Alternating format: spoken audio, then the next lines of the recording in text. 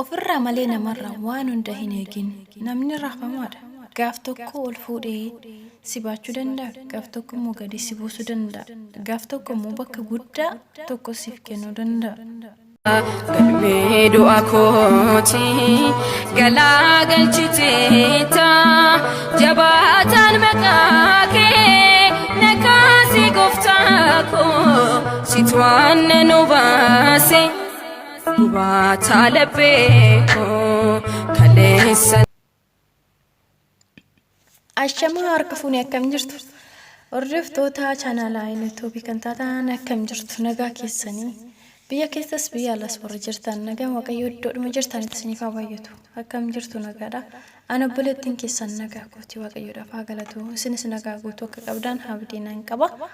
Egaa namoonni chaanaala kana faaratan subscribe gochuun maatiin of ta'an nutti dabalamaa isiniin jedha. Warri dulaan maamila koo turtan immoo galatooma ulfaadhaadha. Share gochuudhaan akkasuma yaada garaagaraa na jajjabeessaa yeroo kanaan kan nageessanii ammallee akkasumatti jajjabinni keessan itti hafuufuu isiniin jechuu jaalladha. Egaa mata dureen kiyyaarraa ofirraa malee waa hunda nama irraa hin eegin jedha. Mata duree kana yoo jaallattan barnoota kana hiriyoota keessaniif share gochuu hin dagatinaa, waliin gahaa isiniin jechuu barbaada. Egaa akkas jedha. Ofirraa malee nama irraa waa hunda hin eegini.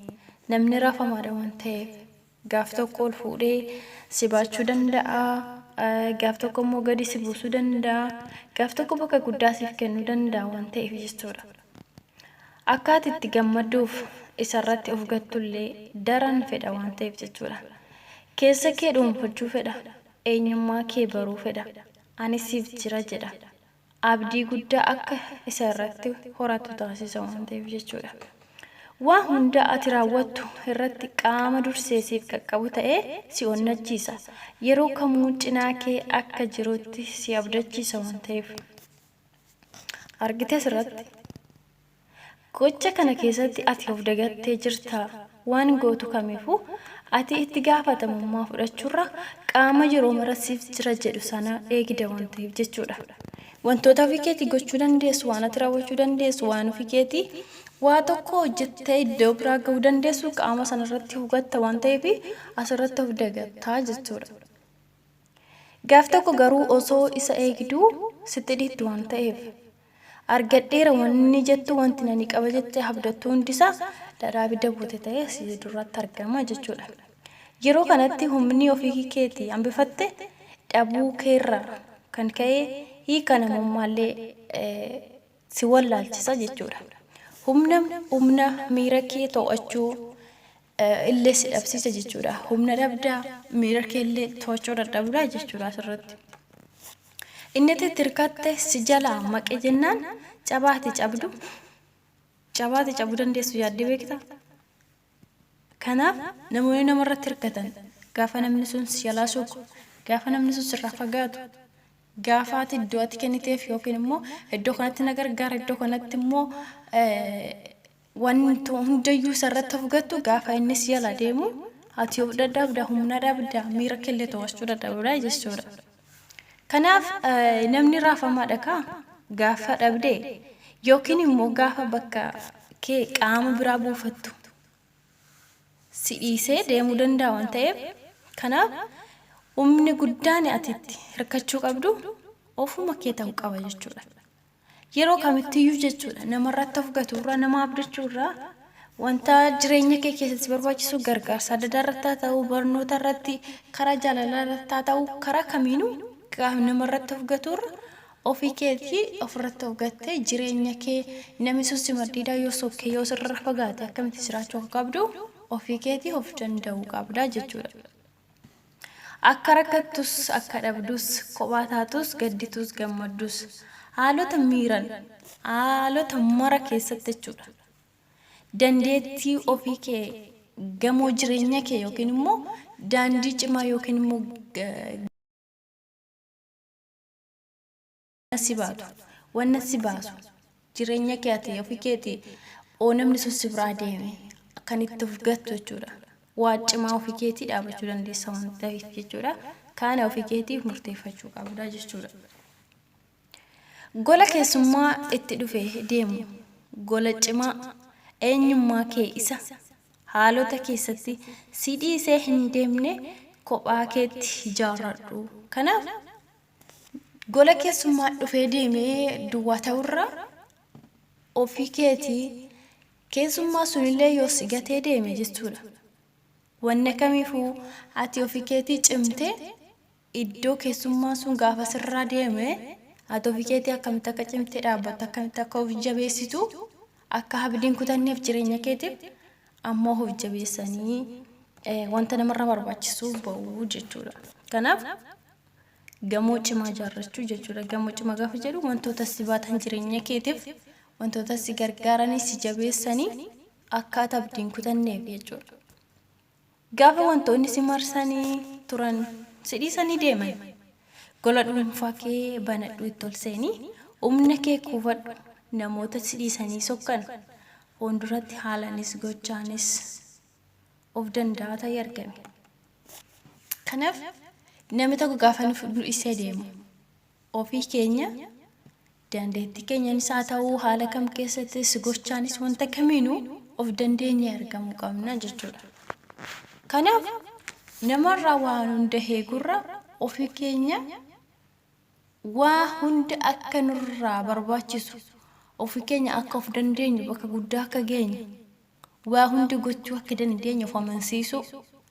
Fakkeenyaaf nama jaalanne tokkoon yoo gargar baane akkamitti akka jiraachuu dandeenya? Wal jaalachuun akkuma jiru yookiin immoo gargar ba'iinsa akka jiru beekne ofii keenyaaf amansiisne jiraachuu jechuudha. Hojii tokko keessatti namni tokko nu bakkeedhaan nu jabeessa nu gargaara yoo ta'e namni sun na gargaara jennee isarraa ta'uu gatuu osoo hin taane ofii keenya namni sun nu maddiidhaa gaafa gargaarsi sun dhaabbate nuti maal gochuu qabna akkamitti jabaachuu qabna kophaa keenya akkamitti hojjechuu dandeenya.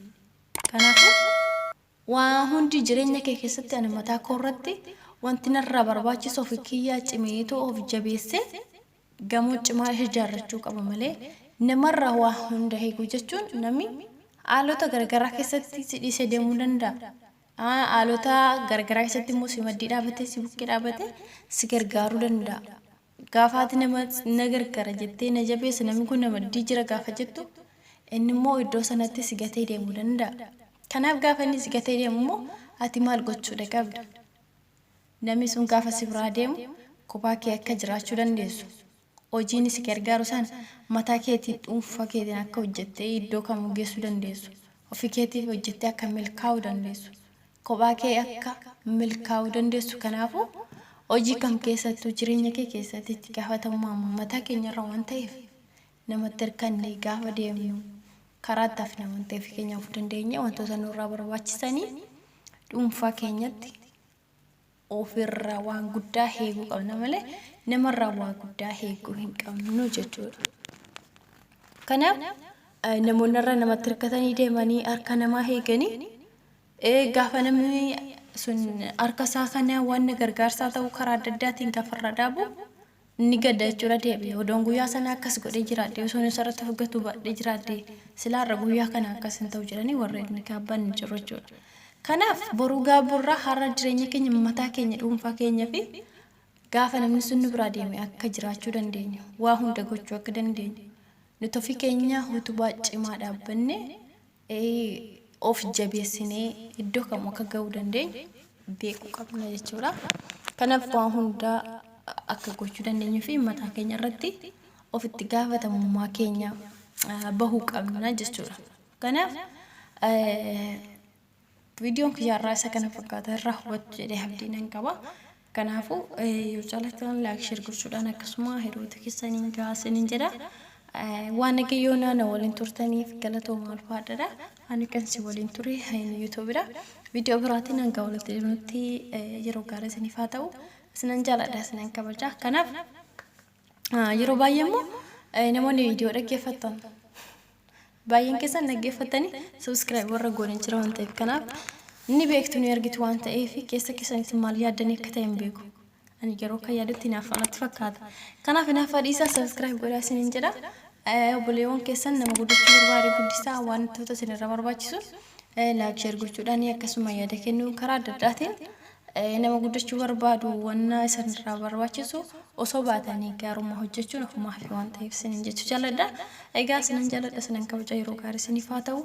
Galmee du'a kooti galaagalchiteeta jabaataan maqaa kee nakaasi gooftaa koo situ aannan nu baase hubaataa laphee koo kaleessa na